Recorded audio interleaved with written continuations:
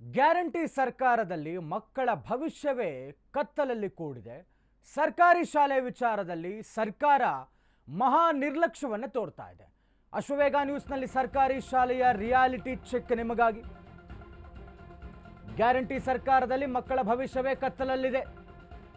ಸರ್ಕಾರದ ಮಹಾ ನಿರ್ಲಕ್ಷ್ಯ. ಅಶ್ವವೇಗ ನ್ಯೂಸ್ನಲ್ಲಿ ಸರ್ಕಾರಿ ಶಾಲೆ ರಿಯಾಲಿಟಿ ಚೆಕ್ ಸ್ಟೋರಿ. ಶಾಸಕರು, ಸಚಿವರು, ಶಿಕ್ಷಣ ಇಲಾಖೆ ಅಧಿಕಾರಿಗಳೇ ಸರ್ಕಾರಿ ಶಾಲೆ ಅಂದರೆ ನಿಮಗೆಲ್ಲ ಇಷ್ಟೊಂದು ಅಸಡ್ಡೇನ? ಇಂಥ ಸರ್ಕಾರಿ ಶಾಲೆಯಲ್ಲಿ ನಿಮ್ಮ ಮಕ್ಕಳನ್ನು ಓದಿಸ್ತೀರಾ? ಸರ್ಕಾರ ಕೊಟ್ಟಂತ ಅನುದಾನ ಏನು ಮಾಡ್ತಿದ್ದೀರಾ? ಇಂಥ ಅವ್ಯವಸ್ಥೆಯ ಶಾಲೆಯಲ್ಲಿ ಹಳ್ಳಿ ಮಕ್ಕಳು ಮಾತ್ರ ಓದಬೇಕಾ? ಹಳ್ಳಿ ಮಕ್ಕಳ ಓದಿಗೆ ಇಂಥ ಭಯಾನಕ ಶಾಲೆಯನ್ನು ಕೊಡ್ತೀರಾ ತಾವುಗಳು? ಸರ್ಕಾರದ ಮಹಾ ನಿರ್ಲಕ್ಷ್ಯ ಸರ್ಕಾರಿ ಶಾಲೆಗಳ ವಿಚಾರದಲ್ಲಿ. ಅಶ್ವವೇಗ ನ್ಯೂಸ್ನಲ್ಲಿ ಸರ್ಕಾರಿ ಶಾಲೆಯ ರಿಯಾಲಿಟಿ ಚೆಕ್. ಶಿಕ್ಷಣ ಇಲಾಖೆ ಅಧಿಕಾರಿಗಳು, ಶಾಸಕರು ಮತ್ತು ಸಚಿವರ ಮಹಾ ನಿರ್ಲಕ್ಷ್ಯ. ನಿಮ್ಮ ಮಕ್ಕಳನ್ನು ಮಾತ್ರ ಯಾವುದೋ ಇಂಟರ್ನ್ಯಾಷನಲ್ ಶಾಲೆಯಲ್ಲಿ ಓದಿಸ್ತೀರಾ?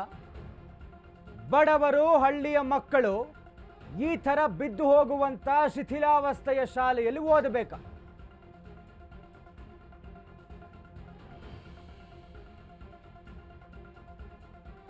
ರಾಜ್ಯದ ಹಲವು ಜಿಲ್ಲೆಗಳಲ್ಲಿ ಸರ್ಕಾರಿ ಶಾಲೆಗಳ ಪರಿಸ್ಥಿತಿ.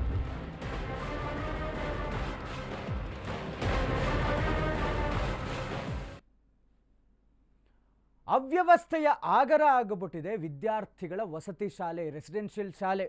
ವಸತಿ ಶಾಲೆಗೆ ಸರಿಯಾಗಿ ಮೂಲಭೂತ ಸೌಕರ್ಯಗಳಿಲ್ಲ. ಹಾವೇರಿ ಜಿಲ್ಲೆಯ ಯಳವಟ್ಟಿ ಗ್ರಾಮದಲ್ಲಿರುವಂಥ ವಸತಿ ಶಾಲೆ ಇದು. ಹಾವೇರಿ ಜಿಲ್ಲೆಯ ಶಾಲೆ ವಿಚಾರ ಹೇಳ್ತಾ ಇದ್ದೇವೆ. ಅವ್ಯವಸ್ಥೆಯ ಆಗರ ಆಗಿಬಿಟ್ಟಿದೆ. ವಸತಿ ಶಾಲೆಗೆ ಸರಿಯಾಗಿ ಮೂಲಭೂತ ಸೌಕರ್ಯಗಳೇ ಇಲ್ಲ. ಹಾವೇರಿಯ ಯಳವಟ್ಟಿ ಗ್ರಾಮದಲ್ಲಿರುವಂಥ ವಸತಿ ಶಾಲೆ ಇದು. ಗ್ರಾಮದ ಹೊರವಲಯದಲ್ಲಿರುವಂತಹ ಮೊರಾರ್ಜಿ ವಸತಿ ಶಾಲೆ. ಶಾಲೆ ಸ್ವಚ್ಛತೆ ಇಲ್ಲ, ಕೊಠಡಿಗಳಿಗೆ ಸರಿಯಾದಂಥ ಬಾಗಿಲುಗಳಿಲ್ಲ. ವಸತಿ ಶಾಲೆಯ ಸುತ್ತಮುತ್ತ ಕಾಂಪೌಂಡ್ ವ್ಯವಸ್ಥೆ ಇಲ್ಲ. ಹಾಸ್ಟೆಲ್ ವಿದ್ಯಾರ್ಥಿಗಳಿಗೆ ಸರಿಯಾಗಿ ಭದ್ರತೆ ಕೂಡ ಇಲ್ಲ.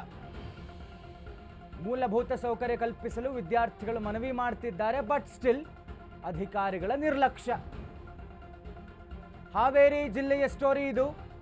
ಹಾವೇರಿ ಜಿಲ್ಲೆಯ ಯಳವಟ್ಟಿ ಗ್ರಾಮದಲ್ಲಿರುವಂತಹ ಮೊರಾರ್ಜಿ ದೇಸಾಯಿ ವಸತಿ ಶಾಲೆಯ ಪರಿಸ್ಥಿತಿ ಇದು.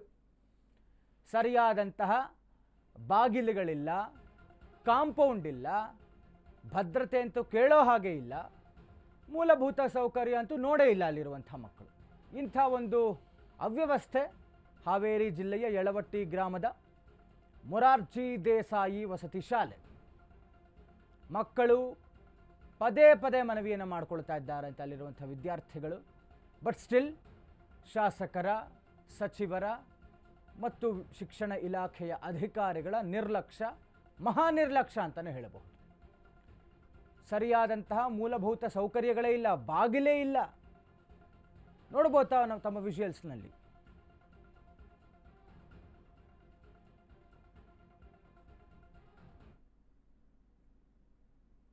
ಬೆಳಗ್ಗೆ ಸೋಮವಾರ ಬೆಳಗ್ಗೆ ಪಲಾವ್, ಮಧ್ಯಾಹ್ನ ರೊಟ್ಟಿ ಪಲ್ಯ. ರೊಟ್ಟಿ ಪಲ್ಯ ಹೇಗಿರುತ್ತೆ? ಚಲೋ. ಅಲ್ಲ ಅಶ್ವಿನಿ ಇವತ್ತೇನೇನು ಕೊಟ್ರೆ ಅಂತ ಹೇಳತ್ತೆ. ಇವತ್ತು ಬೆಳಗ್ಗೆ ಪುಳಿಯೋಗರೆ. ಹಾಂ, ಪುಳಿಯೋಗರೆ ಚೆನ್ನಾಗಿತ್ತಾ?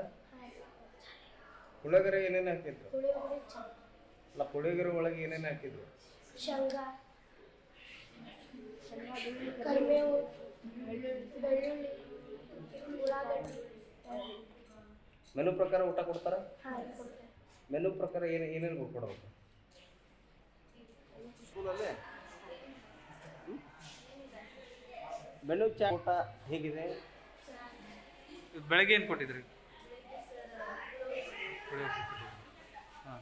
ಮತ್ತು ವಾರ್ಡನ್ ಸರಿಯಾಗಿ ಇರ್ತಾರೋ ಏನಿಲ್ಲೋ? ಪ್ರಿನ್ಸಿಪಲ್ ಇರ್ತಾರೋ ಏನಿಲ್ಲೋ? ಕ್ಲಾಸಸ್ ಯಾವ ರೀತಿ ನಡೀತಾ ಇದೆ? ಏನಾದರೂ ಇಲ್ಲಿ ನಿಮ್ಗೆ ಮೂಲಭೂತ ಕೊರತೆ, ನೀರಿಂದಾಗಲಿ ಊಟದ್ದಾಗಲಿ ಯಾವುದು? ನೀರಿನ ಕೊರತೆ ಇದೆ. ಇಲ್ಲ ಬುಕ್ಸ್ ಎಲ್ಲ ಕರೆಕ್ಟಾಗಿ ಬರ್ತಾ ಇದ್ದಾವೆ? ಹೌದಾ? ಮೆನು ಚಾರ್ಟ್ ಪ್ರಕಾರ ಎಲ್ಲ ಪ್ರಾಮಾಣಿಕವಾಗಿ ಕೊಡ್ತಾರೆ. ಏನಾದರೂ ಹಸಿ ಬಿಸಿ ಚಪಾತಿ ಆಯಿತು, ರೊಟ್ಟಿ ಆಯಿತು, ಶಾಕ್ ಇರುವಂಥದ್ದು ಏನಾದರೂ ತಿಳಿದಿದೆಯಾ ಸ್ಕೂಲಲ್ಲಿ?